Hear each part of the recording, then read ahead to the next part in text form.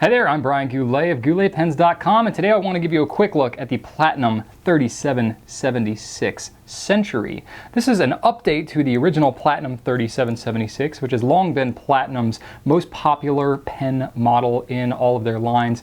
But the Century one has a new cap mechanism in it, and it's got some slight tweaks and updates. Now, there are a lot of different color and nib options, many of which are not available with each other. It is kind of confusing to try to cover everything in detail, which I won't do specifically in this video. But we put a chart together on GouletPens.com that can help to show you what all the available options are, and you should check the individual product pages to see what nibs come on which pens. So to cover some of the different finishes that are available for the 3776, you have black, which has a gold trim to it. The Black Diamond, which is a really recent one, which is a nearly opaque, kind of smoky black with rhodium trim. You have Bourgogne, which is this nice wine color, which is kind of translucent with gold trim.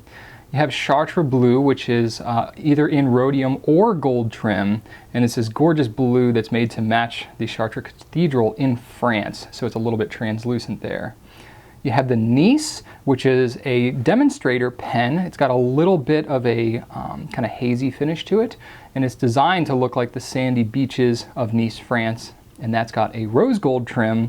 And then the Nice Pure came out after that, which is the same pen but with rhodium trim instead of the rose gold. And then Platinum has done several limited edition pens. They've released 4 out of 5 of them that are named after all the lakes around Mount Fuji in Japan. The one that's currently available now is called Yamanaka. Holding the pen in my hand, this is a mid-size to slightly larger pen. It's very comfortable, very just kind of a well-rounded, solid-feeling pen. The grip is really comfortable. It's got a noticeable step if you hold it far back, though. So that's one thing. If you do like to hold your pens further back, you may want to take note of that. The threads are fairly shallow, not really obtrusive, but once you hit that step, you might start to feel that. And it has just a lot of nice details and appointments. It's a really nicely finished pen. It's 20 grams overall in weight, which is pretty similar to a Lamy All-Star, so it's a very comfortable feeling pen, a little on the lighter side for a pen of this size. And the balance is probably one of my favorite things about this pen. It's incredibly well balanced, sits really nicely in the hand, and honestly, whether it's posted or unposted, it feels perfectly balanced, to me anyway. I have slightly larger hands than most, but even still, one of the best things about this pen is how balanced it is in your hand.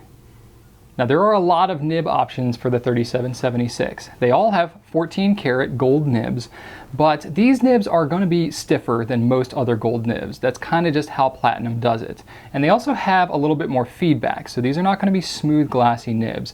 Platinum makes it so that they have a little bit of feedback, kind of as if you were writing with a graphite pencil, how it kind of grabs the page a little bit. Not scratchy necessarily, but you can definitely kind of feel the paper on the page as you're writing with the nibs.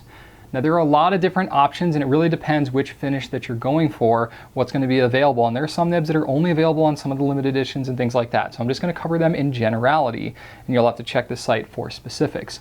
But Platinum has available an Ultra Extra Fine, which is incredibly fine, one of the finest nibs I've ever used, coming straight from a pen maker.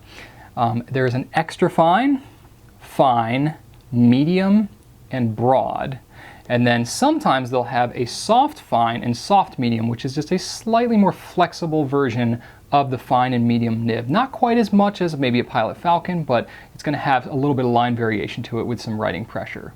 And then the other one they have is the music nib, which is about a 1.1 millimeter stub that's ground so that you can hold it a little more upright, as if you're going to be writing music on a piano stand while you're composing, so that it writes really nicely in a very upright position.